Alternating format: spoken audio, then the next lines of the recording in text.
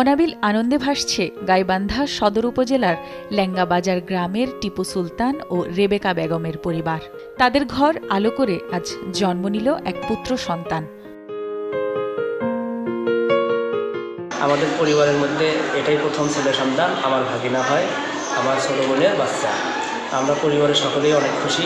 আমরা সবাই পরিবারে আপনার খুশি হয়ে গেছি। নবজাতক ও তার পরিবারকে শুভকামনা।